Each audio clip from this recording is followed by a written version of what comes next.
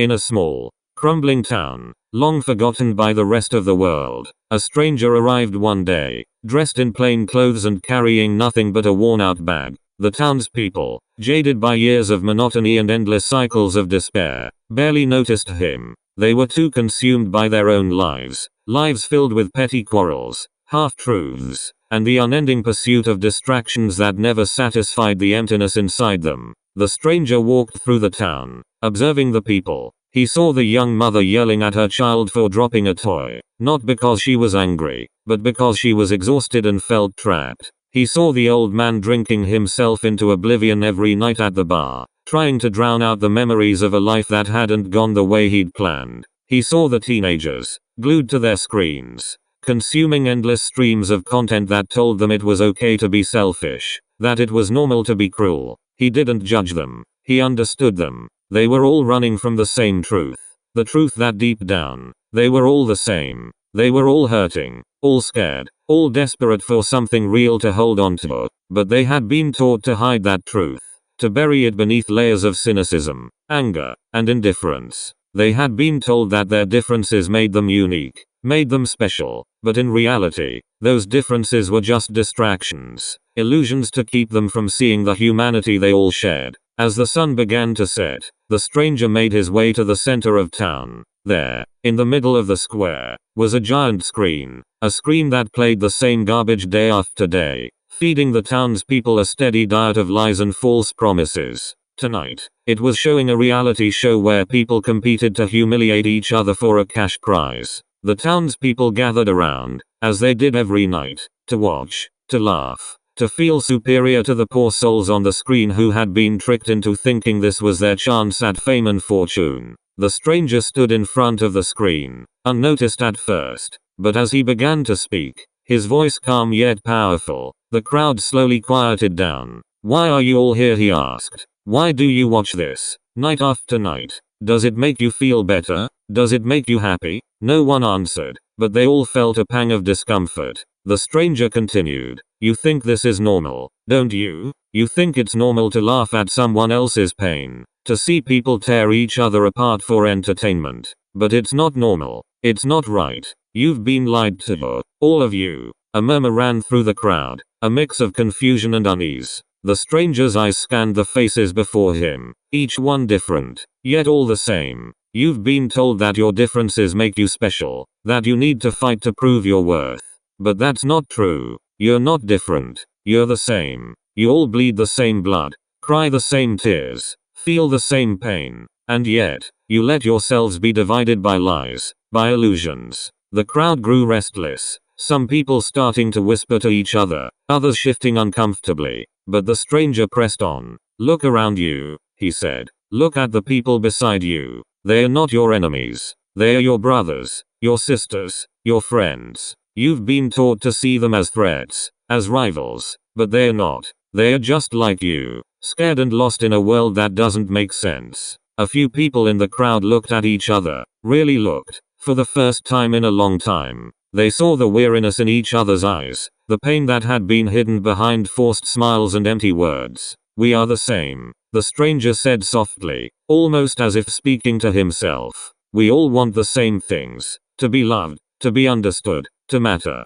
But we've let ourselves be fooled into thinking that we can only have those things if we take them from someone else. That's the biggest lie of all." The screen behind him flickered, the reality show now forgotten as the townspeople stared at the stranger, captivated by his words. "It's not fair," he continued, his voice rising with emotion. "It's not fair that you've been made to believe that this is all there is, that this is what life is supposed to be. It's not fair that you've been taught to see each other as enemies, when in truth, you're all on the same side. We are all on the same side." The stranger's words hung in the air, heavy with the weight of truth.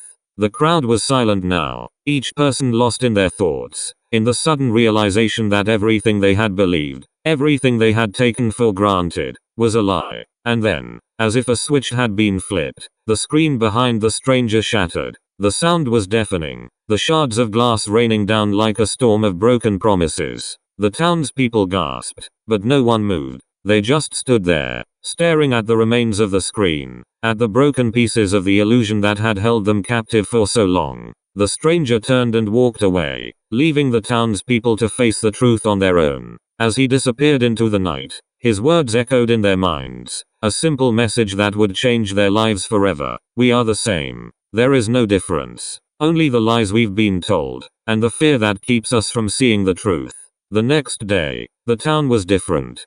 People looked at each other with new eyes, with a new understanding. They stopped fighting, stopped hiding behind their differences. They started talking, really talking, about their fears, their hopes, their dreams. They realized that they weren't alone, that they had never been alone. They were all in this together, and that made all the difference. The stranger never returned, but his message lived on. The town became a place of compassion, of understanding, of love. The people no longer needed the lies, the distractions, the false promises. They had found something real, something true. They had found each other. As the stranger's voice faded into the night, the crowd was left in a stunned silence, grappling with the weight of his words. But then, just as he turned to leave, he paused, his back still to the crowd, and spoke again, his tone darker, tinged with a sorrow that seemed to seep into the very air around him. It might already be too late, he said, his voice barely more than a whisper, yet it cut through the stillness like a knife. If you don't stop,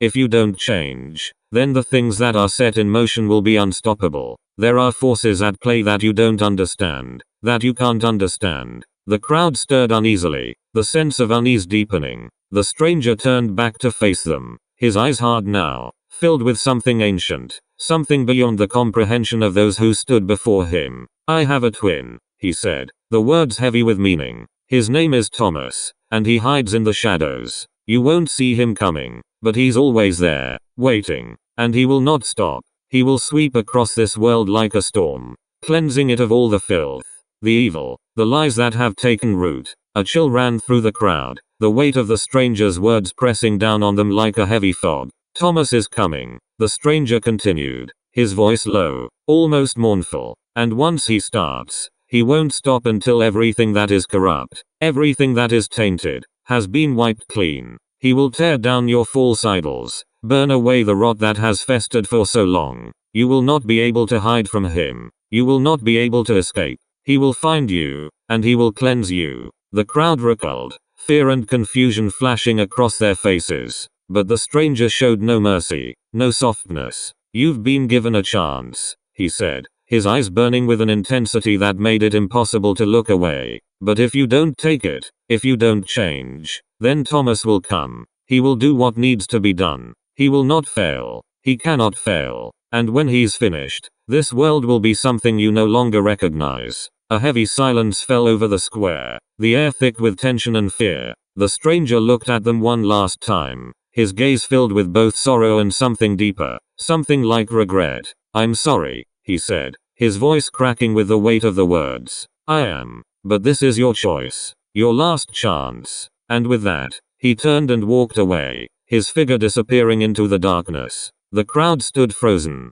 paralyzed by the gravity of what they had just heard. The reality of their situation began to sink in. A choice lay before them, one that would determine not just their future, but the future of everything they had ever known. The screen behind them remained shattered, a fitting symbol of the world they had allowed to be built around them, a world now teetering on the edge of destruction. And as the night closed in, the town was left in a deep, suffocating silence, each person alone with their thoughts, with their fear, and with the knowledge that time was running out. They didn't know when Thomas would come. They didn't know how much time they had left. But they knew, deep in their bones, that when he did come, nothing would ever be the same again.